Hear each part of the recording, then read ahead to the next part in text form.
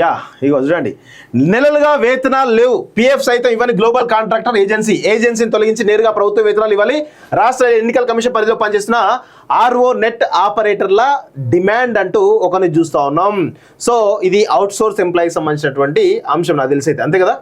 విధి నిర్వహణలో రెగ్యులర్ ఉద్యోగులతో సమానంగా పని చేస్తున్నప్పటికీ తమకు వేతనాలు సకాలంలో చెల్లించకుండా నిత్యం వేధింపులకు గురి చేస్తున్నారని తెలంగాణ రాష్ట్ర ఎలక్షన్ కమిషన్ పరిధిలో పనిచేస్తున్న ఆర్ఓ నెట్ ఆపరేటర్లు ఆందోళన వ్యక్తం చేస్తున్నారు.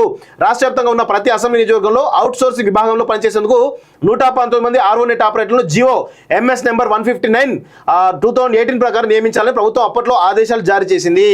సో వీళ్లకు కొన్ని నెలలుగా వేతనాలు లేవు. వాస్తవంగా ఈ యొక్క అంశం మీద అవుట్ సోర్సింగ్ ఎంప్లాయీస్ మీద కాలోజీ టీవీ ఎప్పటి నుంచో కూడా మేము మాట్లాడుతూ ఉన్నాం, క్వశ్చన్ చేస్తూ ఉన్నాం.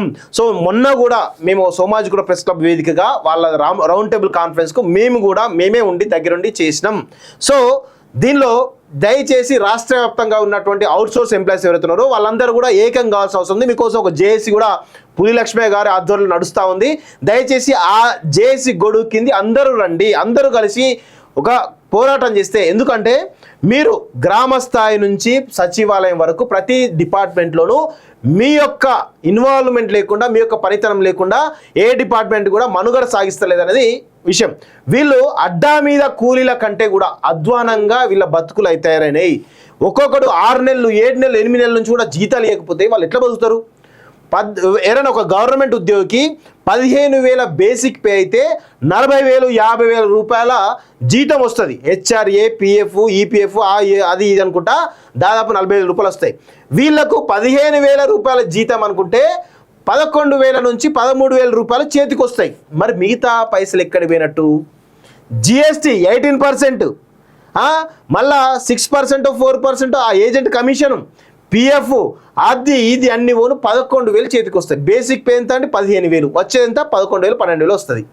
ఇట్లా 20 సంవత్సరాల నుంచి చేసేటువంటి ఒక అవుట్ సోర్సింగ్ ఎంప్లాయీస్కి చూడండి, వాడికి 20-25,000 బేసిక్ పే అంటే వాడికి చేతికి వచ్చి 18,000 16,000 వస్తుంది. 20 సంవత్సరాలు చేస్తున్నాయి. ఆయనకు రిటైర్మెంట్ బెనిఫిట్స్ ఉండవు, హెల్త్ ఇన్సూరెన్స్ ఉండదు, ఏవి ఉండవు. గొడ్డు లెక్క చాకిరీ చేయాలి. అందుకే మేము చెప్తా ఉన్నాం, ఈ రాష్ట్ర ప్రభుత్వం డిమాండ్ చేస్తూ ఉన్నాం, దయచేసి ఇలాంటి వేతనాలు ఇవ్వకుండా ఎవరైతే ఏజెన్సీలో ఆ ఏజెన్సీ నడిపే వాళ్ళందరిపైన కఠిన చర్యలు తీసుకోవాలి. అదేవిధంగా దయచేసి ఇలాంటి దొంగ ఏజెంట్లు ఏవైతే ఉన్నాయో ఆ ఏజెంట్లను బ్లాక్ లిస్ట్లో పెట్టాలి. అసలు ఏజెంట్ వ్యవస్థ తీసేయాలి. అవుట్ సోర్స్ ఎంప్లాయీ ఏజెంట్ వ్యవస్థ తీసి ఒక కార్పొరేషన్ ఏర్పాటు చేసి ఆ కార్పొరేషన్ పరిధిలో మీరు వాళ్ళకి జీతాలు ఇస్తే కనీసం వాళ్ళేం పర్మనెంట్ చేయమని గొంతమ కోరుకోగలుగుతలేరు, కాంట్రాక్ట్ చేయమని ఇంకా గొంతమ కోరుకోగలుగుతలేరు. మాకు వచ్చేటువంటి జీతంలో కట్టు కాకుండా డబ్బులు మాకు వస్తే సరిపోతాయి అని చెప్పేసి చిన్న కోరిక కోరుతా ఉన్నారు. దయచేసి దానికి ఒక కార్పొరేషన్ పెట్టండి, ఆర్టిజన్స్ ఎంప్లాయీస్ కార్పొరేషన్ పెట్టేసి దాని ద్వారా మీరు కొంత వాళ్ళకు ఉద్యోగ భద్రత విషయంలో కావచ్చు, హెల్త్ విషయంలో కావచ్చు, లేదంటే వాళ్ళ జీతాల విషయంలో కావచ్చు, కొంత మీరు మానవతా కోణంలో ఆలోచించాలని చెప్పేసి కూడా మొట్టమొదటి నుంచి మేము మొత్తుకుంటా ఉన్నాం. దయచేసి రాష్ట్ర ప్రభుత్వం ఆలోచించాలి. ఇప్పుడు ప్రభుత్వం పదే చెప్తా ఉంటుంది, గత ప్రభుత్వం ఉద్యోగస్తులకు జీతాలు టైంకి ఇవ్వకపోతే ఉంటే మేము 1 తారీఖు ఇస్తా ఉన్నాం అంటా ఉన్నాం. మరి వీళ్ళ పరిస్థితి ఏంది? అవుట్ సోర్సింగ్ ఇప్పుడు టార్గెట్ కూడా అవుట్ సోర్సింగ్ ఉద్యోగస్తులు కూడా పర్మనెంట్ చేస్తాం వీళ్ళని చెప్తారే, వాళ్ళు కూడా ఏకపక్షం కాంగ్రెస్ పార్టీ వైపు ఓటేసారు కదా.